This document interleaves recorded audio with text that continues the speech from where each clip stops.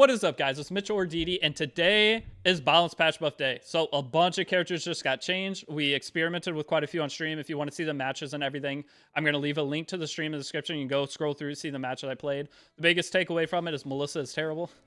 But other than that, let's go real quick. Two things I want you guys to do if you haven't done it. You need to go over here to the left of your screen. You need to click Event. And I want you to go click the headhunting thing. You need to start this. This is going to be the Moonlight 5 selector. If you do not go into this and click start, all the stamina and stuff you spend, you will not get any coins for it. So you need to start this ASAP. Now, from here, there is another thing. I know you guys are low on charms. You can go into event, scroll down, and then go to enter a coupon. When you go to enter a coupon, you need to enter. If you're on iOS, you can't do it. All right, this is for Android emulator players. I play on this. Part of the reason I play on emulator, so I can enter here. Can you? I think you can do it on Google Play Games too. But the code is epic-end. You'll be getting 10 purple charms of both types, for accessories and normal. So just a free charms you can get. Wanted to get that out of the way right away so you guys know. You can on Google Play Games, okay, but you cannot on iPhone. You have to go through the Stove website. It's annoying. But I don't do the Stove website because it's annoying, and I usually play on iPhone. That's a big reason I use emulator. Download link to LD Player 9 in the description.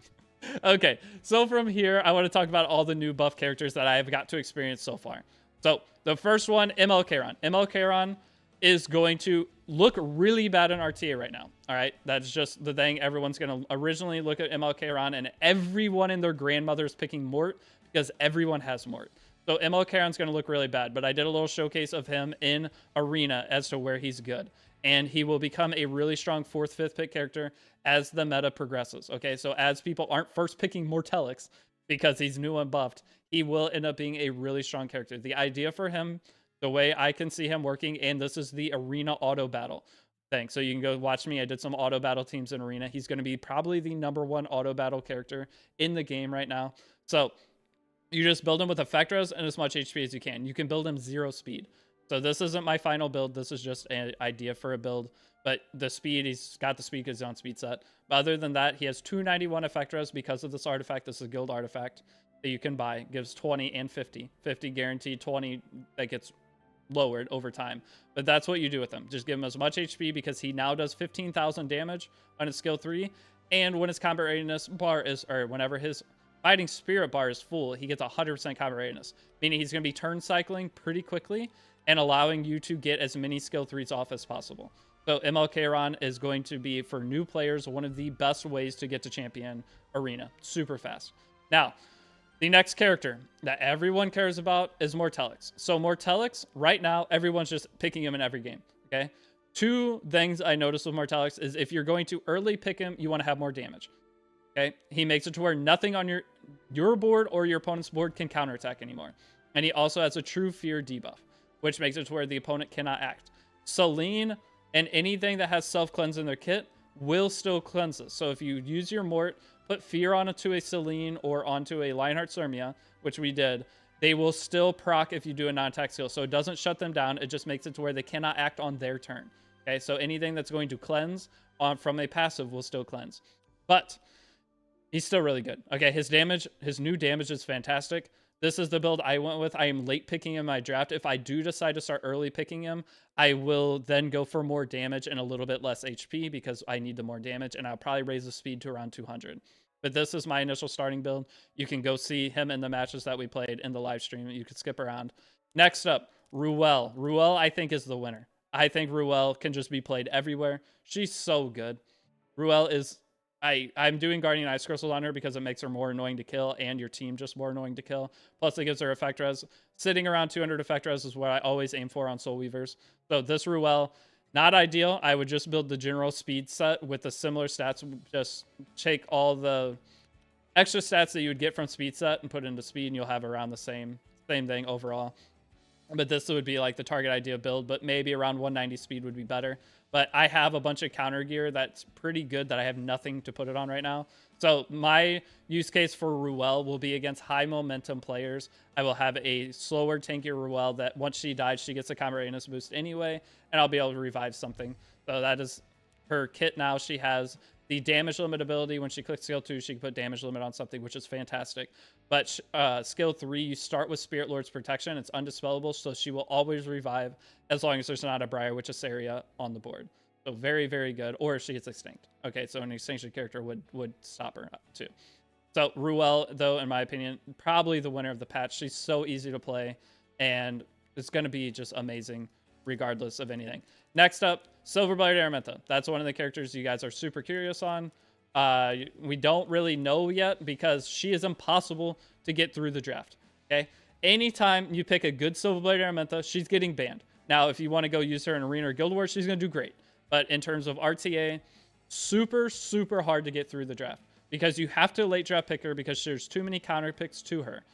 And once you pick her late draft, she just gets banned. She's going to be the ban if you pick her 4th, 5th pick because there's not another character you could pick that will have as much individual impact on the match as her. So say your opponent is picked their first 4 and they have nothing to counter cleanse, or say no cleansers or no immunity givers. Then you could go Silverblade Araminta plus another debuffer. So I did one draft where I picked Broman. And with that, one of your debuffers is going to get through, and it's probably not going to be Silverblade Araminta. But I do think she's good. Everything about her kit's fantastic. She gets extra attack now, so you can build her bulkier. But I don't see her being played too much yet. But again, this was the first day of the bounce patch. I just wanted to show off what I'm experimenting with and doing. So that is Silverblade Araminta. Next up, who else was there? Guys, who else was there? Dragon King Sharoon, I do want to talk about. So I did not know this, but I found out this morning. Dragon King Sharoon, now her skill 2 procs off Fear. So she's an additional counter to Mort. I picked her almost every single game today. So I love this character. Dragon King Sharoon is my favorite character in the game to play. She's just super fun. She gives pushback. She turn cycles. She pushes up other characters. Absolutely amazing. I will never not have fun picking this character. So if you have her, she's really good right now. She will always be really good until Death Dealer Ray isn't insane. Bro, did you do RTA today? Yes, I did. We experimented with some of the characters. All right. Say the thigh thing again. I'm good. YouTube video doesn't need to... So you guys get exclusive content when you're watching me on Twitch. I'll say some out-of-pocket stuff. Okay, so the next character that I want to talk about is... Oh my god, I have so many characters. Melissa. Okay, so Melissa got a buff. Dog shit. She's terrible, man. Her damage isn't good. She's plus 15. I need to get the attack buff EE. Can you play this character? Probably. But if your opponent is really bulky, she's not going to be good, man. No matter how many buffs they give this character, she's not going to be great. Yes, she might be great in Masters RTA or lower. Yes, she might be great in Arena or Guild Wars. But every character is great in Arena and Guild Wars if you know how to play the Epic 7. So, yes, you might be a Melissa stan. I don't want to hear it. I don't care. Just pick another character. It'll be better. Okay? We'll just shut that down before it happens. Next up, what other characters were there? Last Rider Crow. Last Rider Crow, very impressed with. Okay? He's back. Last Rider Crow was scared he wouldn't be back. This guy's back. The extra cooldown on his skill 3, super good. And I put him on 3F Artifact and just gave him 28,000 HP. And I gave him 100 effect rest. So I have no wasted stat on him. His gear isn't insane. I actually changed. This piece was 102 equipment score, and I showed it. It went down to 90. But he has no wasted stat now. So this was effectiveness. Never going to use this piece with effectiveness on it, probably. So it's fine. But yeah, Last Rider Crow I do think is great. Mixing Last Rider Crow with characters like Elia and other turn reduction characters is amazing. So say you want a Knockwall, you want a Lua, any of that, super, super good. And it just reduces the cooldown of your Laya too. And it's absolutely amazing. He's back. We finally have something to help deal with Tywins. The problem is Last Rider Crow is generally picked into more tanky comps. So there's a good chance people are going to be going like 250 Last Rider Crows, which is you're going to lose some HP on them, but then you get immunity up earlier, which is great. Melissa's bad. Melissa's not very good. All right, so Lilibet, I did not get to pick Lilibet yet. I don't think she isn't going to change that much. She could be used a little bit more into Death Dealer Ray, but it's still not the ideal pick. If you don't have anything else, she can help. But Lilibet, she gives herself immunity now when she cleanses, so it's not terrible. You're always... Basically, the only change now is Lilibet's guaranteed going to get the cleanse off, whereas before, you could click skill 3, Lilibet cleanses, and you click skill 1 on Death Dealer Ray, and it'll put her to sleep, and then she loses her turn. That's the only difference now, is she's going to get to cleanse your team. Dilbet, D-Lilbet, S1, defense break. Oh, she does have defense break in her skill 1. That is big, so she will perform better. But I don't think it's like game-changing breaking. She's just a middle-tier character. She'll always be like that middle tier. Usable if you want, but there's probably a better pick you could do. And then what other characters were there? You guys remember? What else did we build? We built quite a bit. Oh, wow, YouTube delay? Yeah, YouTube has a big delay. Anyone watching on YouTube is so far behind. I have not tried Yulha yet. I will go. We're going to play a bunch of more characters throughout the day, and going into tomorrow, I have another update video like this. I want to start trying to upload as much as I can, like close to daily content on this channel. So those of you guys that don't know, I am working with Raid Shadow Legends. I'm going to be turning my second channel into a raid channel most likely. And this channel is just going to have everything. So I'm going to be making the RTA starter guide on this channel instead of that channel now. It's just the way things worked out. I didn't know I found this information out like a week ago. I'm still working on the contract, but this is going to be the channel for all Epic 7 stuff, no matter what. And then I'll obviously have some sponsor stuff occasionally. Yuck. I love Raid. I don't care. You guys can dislike a game. I like the game. I don't care about your opinion. Next up, what else was there? Japanese comment is asking about Blue Says. I might mess with Blue Says later, but he's not molded. That's not very nice. No, it's not very nice for you to crap talk something I enjoy. Like, they treat me good too. Of course I'm going to like a game that I enjoy playing and they actually treat me well. And like Epic 7, I've been playing the game for 6 years. They haven't done shit for me in 6 years. I play Raid daily. Okay, well, Raid's fun. I like it. We can treat you better. You guys treat me great, the Epic 7 community. But E7 as a company has never done anything for me. So obviously I'm gonna like that. Okay, we're recording a YouTube video. Back to YouTube video.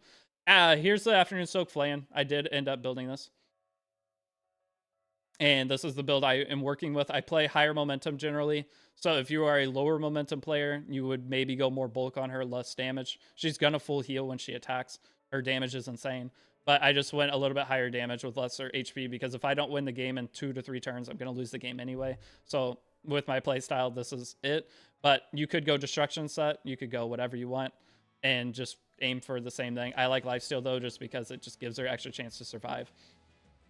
Who is very good as DPS? Tell me. I will tell you in a bit. Okay, other than that, is there any other characters? That's my overall opinion of the balance patch. So again, if you want to watch any of the fights with the characters that I did use today, you can go to the live stream. It's posted down in the comment section. Is immunity good for her to avoid Abyssal? I mean, what are you fighting that has Abyssal Crown? What do you talk about Furious? No, I didn't play Furious. Any character I didn't talk about today, we're going to try to cover tomorrow. So as you guys, if I didn't cover whatever character you're wanting to see today, we'll go over tomorrow. I'll have a build against it. Immunity is okay versus Knockwall. Yeah, I mean, immunity would be great versus Knockwall. Is Bihu usable? With insane gear, yeah. But other than that, I don't think there's any other characters. That's the main things we did today. Tomorrow will be Yulha. I am looking more into... what was the character? Oh, Elena. I want to get Elena built up. I don't know how great she'll be. I'm going to use Politica tomorrow. But basically, I did half the balance patch today, and I'll do the other half tomorrow. But so far, the winner of what I've used, Mort's great, but I definitely think Ruel is just going to be the overall winner. She's just so nice, and she's so easy to play for everybody. Yeah, there's nothing else. Those are the main characters for today. All right, so that's all I got for this video. Again, link down in the description. You can watch all the matches I played today. I'll be doing more tomorrow. If there's any characters you want to see and want to push for me to use and try out, or maybe there's a build you're trying on something you want to have me test out and see if I like it, comment it down below. It's been Mitch or Deity, and I will see you all in the next video. Peace out.